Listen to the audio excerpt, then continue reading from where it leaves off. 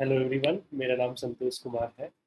कैसे हो आप लोग? नमस्कार। मैं आज आप लोगों के साथ डिस्कस करूंगा सोशियोलॉजी एंड सोशल एंथ्रोपोलॉजी में क्या डिफरेंस है और क्या कॉमन है। चलो स्टार्ट करते हैं। उससे पहले मैं आपको अपने बारे में बता दूं। तो आप देख सकते हो, दिस इज अबाउट मी। मैं सोशियोलॉजी से 2015 से जुड़ा हुआ हूँ। मैंने मास्टर और एमफिल सोशियोलॉजी में कर रखा है। Currently, I will be pursuing PhD. So now let's start. So basically, to understand sociology and social anthropology, आपको ये जानने की जरूरत पड़ेगी कि ये दोनों स्टार्ट कब हुए थे। बेसिकली सोशियोलॉजी में एक बहुत ही इम्पोर्टेंट कॉन्सेप्ट समझना होता है। किसी भी चीज़ को, किसी भी कॉन्सेप्ट से किसी भी डिसिप्लिन को समझना है तो आपको उसकी हिस्टोरिसिटी के बारे में जानना होता है। ठीक है। हिस्टोरिसिटी सिंपल सेंस में कह लो कि हिस्ट्री के बारे में जानना होता है। बेसिकली क्या हो रहा था कि आपको पता है कि इंडिया जो है वो ब्रिटेन का कॉलोनी था। ठीक है। अब मैं इंडियन के पर्सपेक्टिव में रखूंगा। Sociology as a discipline I will discuss mainly in Britain. ठीक है। जब ब्रिटिश एम्पायर था, उसमें क्या था कि ब्रिटिश एम्पायर का कह सकते हो कि पूरा साम्राज्य था, पूरे वर्ल्ड पे हर जगह पे कॉलोनी थी, वहाँ पे रूल कर रहे थे। Basically you have different society. India different society है, इंडिया के अंदर डिफरेंट सोसाइटीज है। ठीक है। You have China, you have Africa, even America भी ब्रिटेन का कॉलोनी था।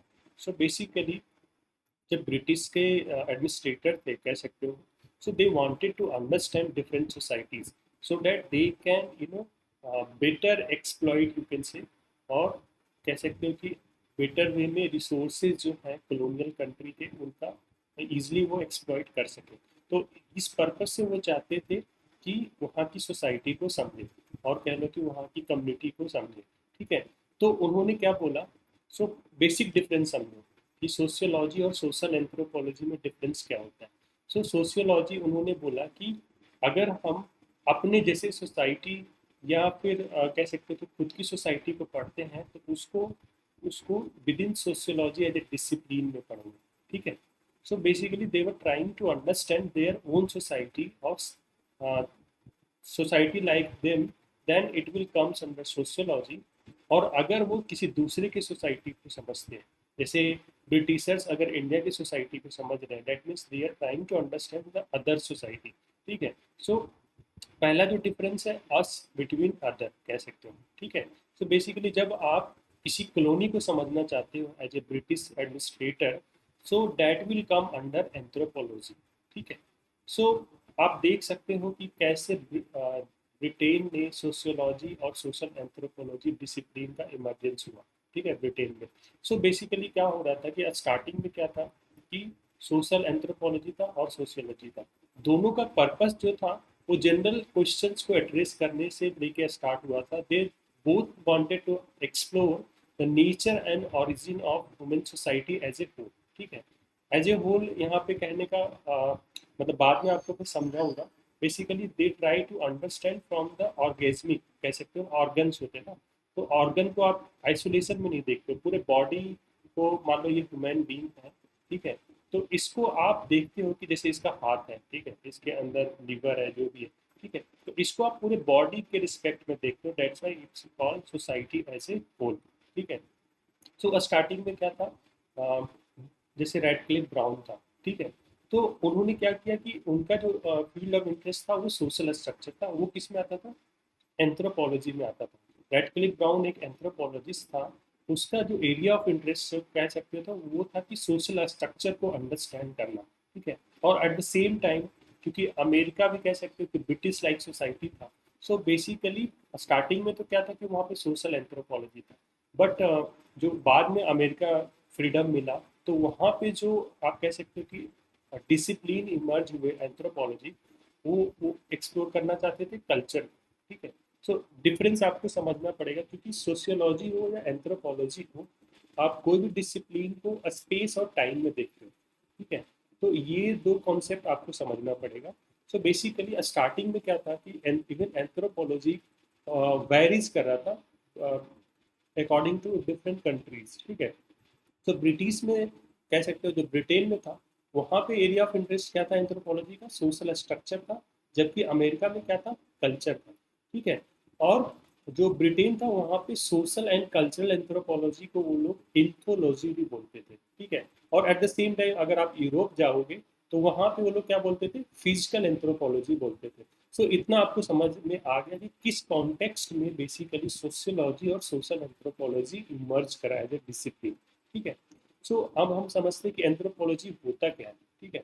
सो एंथ्रोपोलॉजी में बेसिकली क्या सब्जेक्ट मैटर होते हैं, कैसे ये लोग एक्सप्लोर करते हैं, what they want to understand. So basically anthropology का जो एरिया ऑफ इंटरेस्ट होता है, कह सकते हो कि किस टाइप की सोसाइटी को स्टडी करते हैं, वो होता है they try to studies primitive, pre-literate और ट्राइबल सोसाइटीज इन कॉलोनीज। ठीक है। सो सिंपली आप देखो, आप अगर कॉलोनियलिज्म को समझते हो, ठीक है, या कॉलोनियल पावर को समझते हो, तो बेसिकली क्या था वहाँ पे। अब जैसे जो मान लो ब्रिटिशर्स हैं, ठीक है, सो दे वर वाइट। ठीक है। They were white and they have always consider themselves as a superior. ठीक है।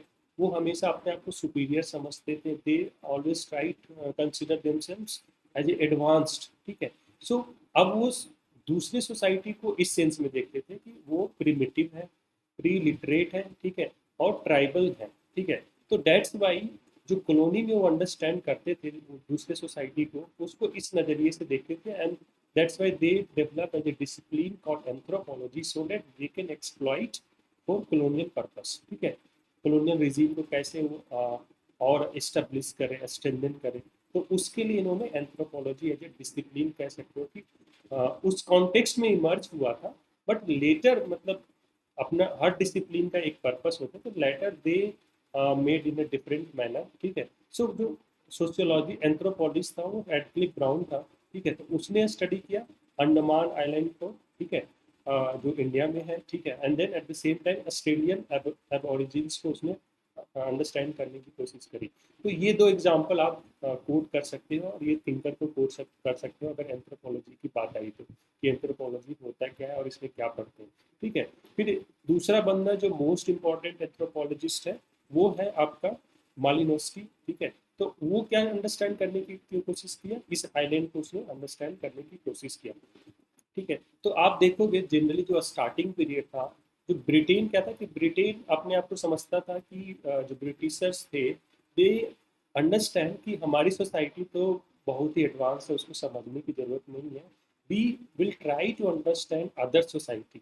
सो दैट्स वाई स्टार्टिंग में क्या था कि ब्रिटेन से एंथ्रोपोलॉजिस्ट थे वही ज़्यादा इमर्ज करके आए। मतलब ब्रिटेन कह सकते हैं कि मेनली प्रोड्यूस करा एंथ्रोपोलॉजिस्ट को। सोशियोलॉजिस्ट बहुत ही कम थे स्टार्टिंग में, कह सकते हो ब्रिटेन में। ठीक है। सो उनका पर्पस क्या था, कॉलोनियल रूल को बेसिकली वो कॉलोनियल रूल को और एक्सपैंड करना चाहते थे, या कह सकते हैं कि और अच्छे से इस्टेब्लिश करना चाहते थे। इसलिए they try to understand the colonies. ठीक है।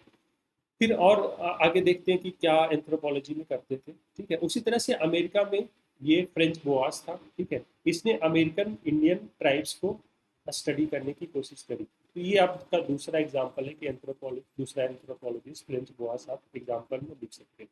ठीक है। तो अमेरिका में जो एंथ्रोपोलॉजिस्ट था उसका फोकस क्या था, उसका फोकस था किनशिप को अंडरस्टैंड करना। सो आप देख सकते हो कि सब्जेक्ट मैटर कैसे आपने देखा पहले कि कल्चर था। ठीक है। Now you are seeing kinship है। सो बेसिकली सब्जेक्ट मैटर आपका एंथ्रोपोलॉजी का स्टार्टिंग जो था उसमें था, कल्चर था, किनशिप था। ठीक है। और ये लोग क्या करते थे, इंटेंसिव फील्ड वर्क करते थे। Basically they use to go to the site. ठीक है। साइट पे जाके वो रहते थे, 1 साल रहते थे, 2 साल रहते थे, और वहाँ पे जाके समझते थे। सो यू कैन अंडरस्टैंड कि अगर कोई एंथ्रोपोलॉजिस्ट है तो वो सेटअप में जाएगा, ट्राइबल एरिया में जाएगा। ठीक है। और ट्राइब बनने की कोशिश करेगा, वो अंडरस्टैंड करने की कोशिश करेगा उनके लैंग्वेज को। ठीक है। उनके कल्चर को। So basically they have to learn their language, their way of life. तो उनकी तरह they will try to at least try to train themselves. ठीक है। सो दैट्स वाई आप देख सकते हो कि क्योंकि कोई बंदा है जो फॉरेनर है वो आ रहा है ट्राइबल सेटअप में, तो वो क्या कर रहा है, अदर्स कल्चर को अंडरस्टैंड करने की कोशिश कर रहा है। So it's comes under anthropology. ठीक है। फिर आप ये लेविस स्ट्रॉस था, वो भी एक इम्पॉर्टेंट एंथ्रोपोलॉजिस्ट है। तो इन्होंने क्या किया, इन्होंने कंपेरेटिव मेथड यूज किया, किसमें, डिफरेंट सोसाइटीज में। ठीक है। प्रिमिटिव सोसाइटीज में आपको बताया मैंने, प्रिमिटिव सोसाइटीज को कौन पढ़ते हैं, एंथ्रोपोलॉजिस्ट पढ़ते हैं, और कल्चर्स को। ठीक है। सो लेविस स्ट्रॉस ने कंपैरेटिव मेथड यूज करके प्रिमिटिव सोसाइटीज एंड कल्चर को अंडरस्टैंड करने की कोशिश करी। ठीक है। तो ये बेसिक्स आपका इनफ है, ठीक है, एंथ्रोपोलॉजी को समझने के लिए, जो कि इमर्जेंस के कॉन्टेक्स्ट में बता रहा हूँ। And then come sociology. ठीक है। तो सोशियोलॉजी का स्टार्टिंग में फोकस क्या था, जो ब्रिटिश सोशियोलॉजिस्ट थे वो लोग क्या करते थे कि ब्रिटिश सोसाइटीज को पढ़ते थे, या फिर सोसाइटीज ऑफ ब्रिटिश काइंड। ठीक है। ब्रिटिश काइंड में क्या होगा, जैसे अमेरिका हो गया।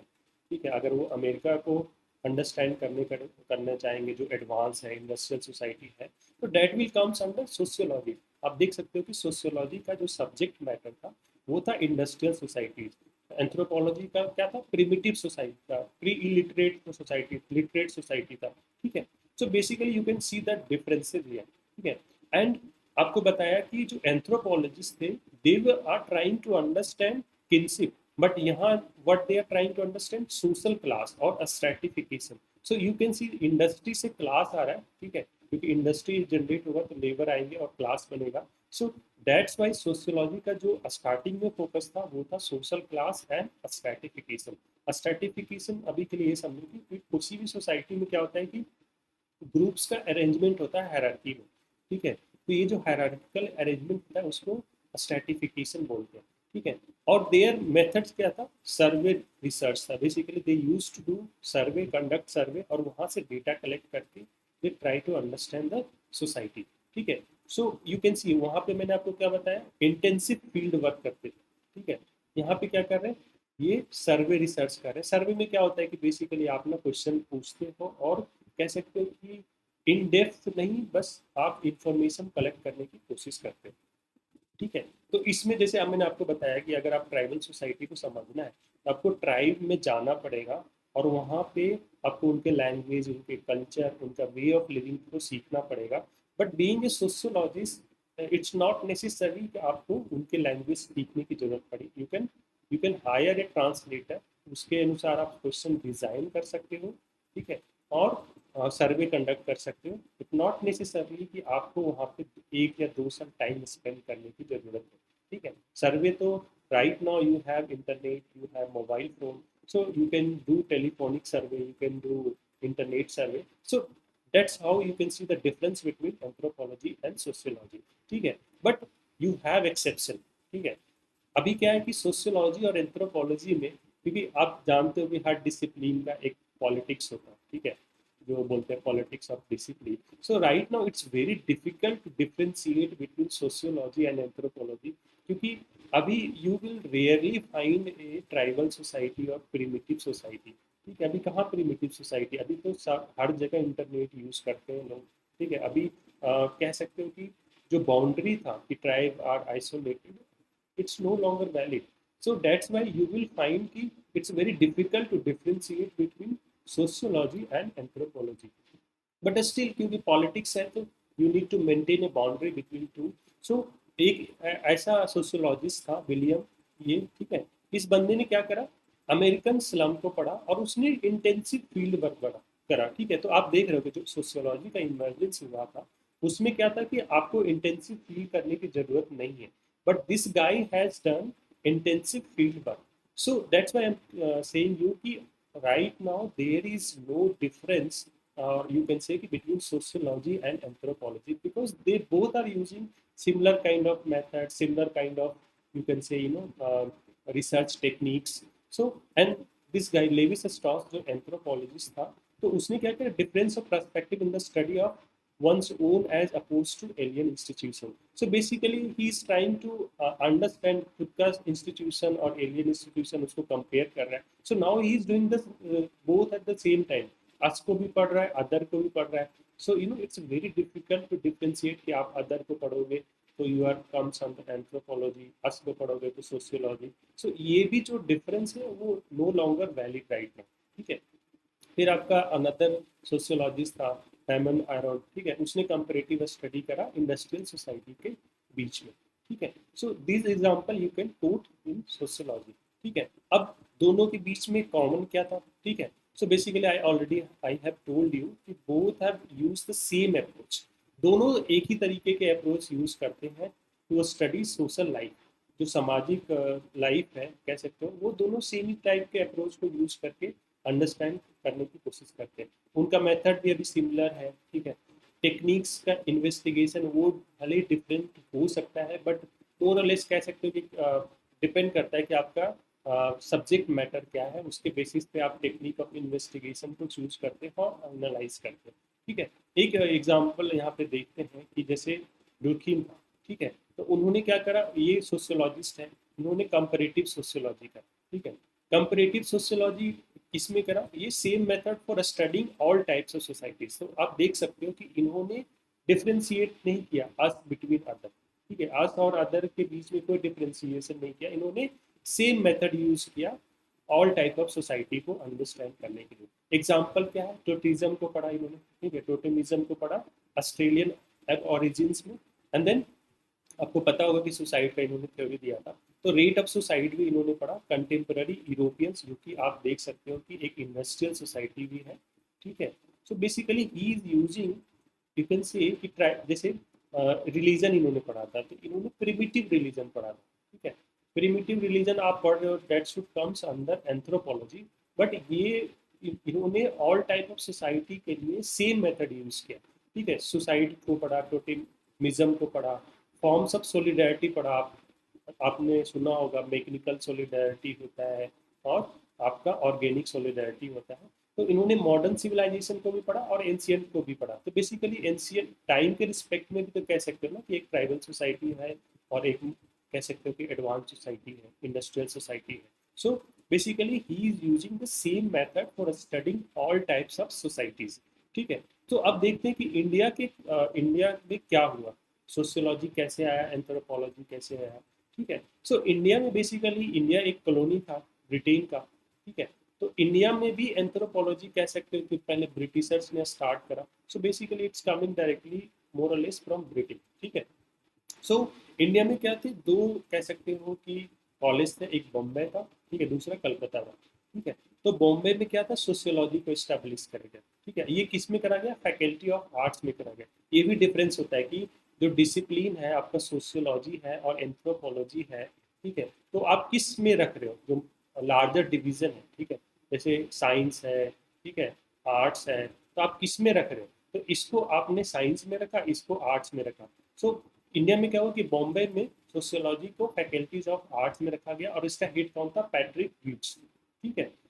उसी तरह से कलकत्ता में क्या है कि एंथ्रोपोलॉजी को रखा गया और वो फैकल्टी ऑफ साइंस में रखा गया। एंथ्रोपोलॉजी को फैकल्टी ऑफ साइंस में रखा और ये इसका हेड कौन था, WH रिवर्स, ठीक है, जो कि GS भूरिये का ट्रेनर भी था। और GS भूरे, देख लो आप, जो GS भूरे का ट्रेनर है वो एक एंथ्रोपोलॉजिस्ट है और ये GS भूरे सोशियोलॉजिस्ट है, is a founding father of sociology.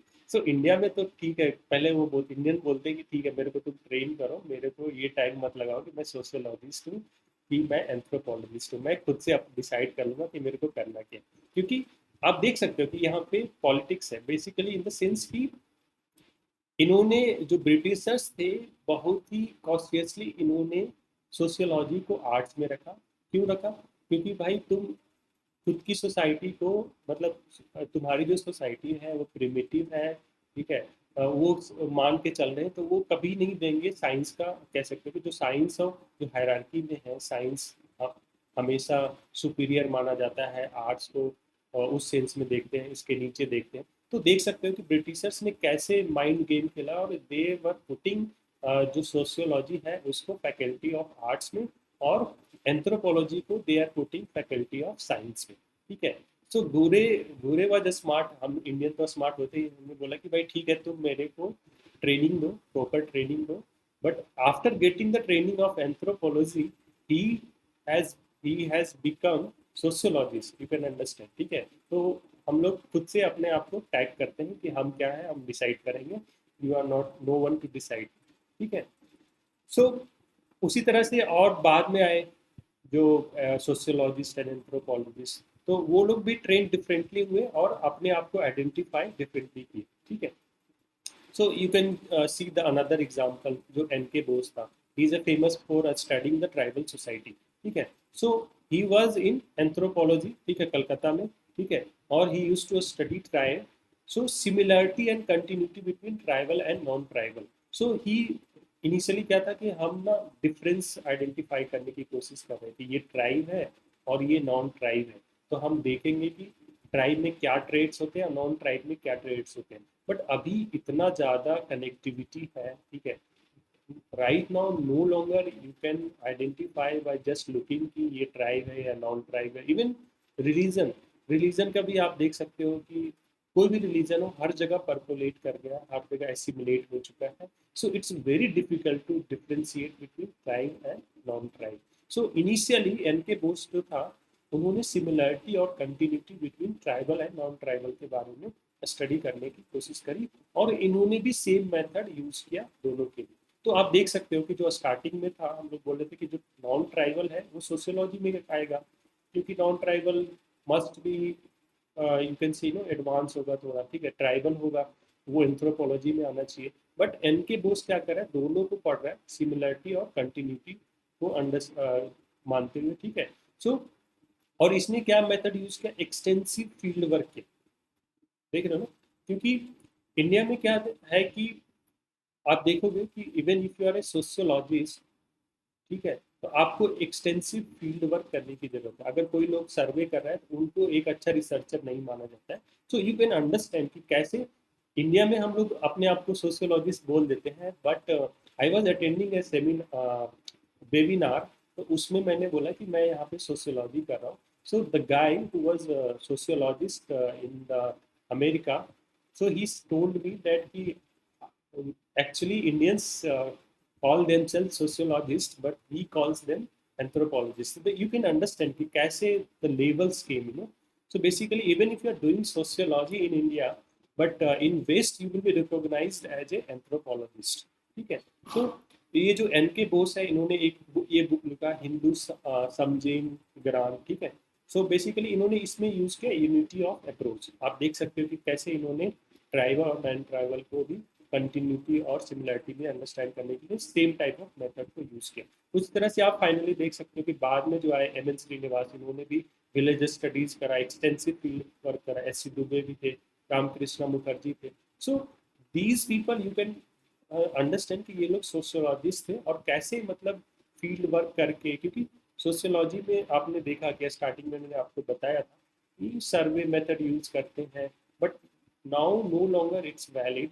Even India में स्टार्ट ही हुआ था, इंडिया में जो ब्रिटिशर्स बोलते थे कि हम एंथ्रोपोलॉजिस्ट कर रहे हैं यहाँ पे, बट इंडियंस ने बोला कि नहीं, हम लोग सोशियोलॉजिस्ट हैं, वी आर डूइंग सोशियोलॉजी है, ठीक है। सो उसी तरह से whites and native, civilize and primitive, us and they. So these are the difference. You can understand कि वाइट्स को अगर आप अंडरस्टैंड करने की कोशिश कर रहे हो तो यू आर डूइंग सोशियोलॉजी, अगर नेटिव को अंडरस्टैंड करने की कोशिश कर रहे हो so you are doing anthropology. उसी तरह से आप सिविलाइज लोगों को अंडरस्टैंड करने की कोशिश कर रहे हो, सिविलाइज सोसाइटी को अंडरस्टैंड कर रहे हो, so you are doing basically sociology. And if you are trying to understand primitive society or primitives go, so you are doing anthropology. And similarly, if you are trying to understand your own society or us, then it comes under sociology. And if you are trying to understand others or they, then it comes under anthropology. So you can see the distinction between tribal and non-tribal right now is vague, unclear, and arbitrary. So that's why it's very difficult to differentiate in the contemporary time की ये sociology है या anthropology, ठीक है। So guys you can follow me on Instagram and Twitter, my user is Banavi Santosh. अगर आपको कोई queries है you can write me in the comment, you can also write on Instagram and Twitter. कोई suggestion देना है, ठीक है, या फिर कोई टॉपिक पे आपको कुछ बोलना है, so please be free and you can contact me any time. Thank you so much, guys. This video must be helpful for you.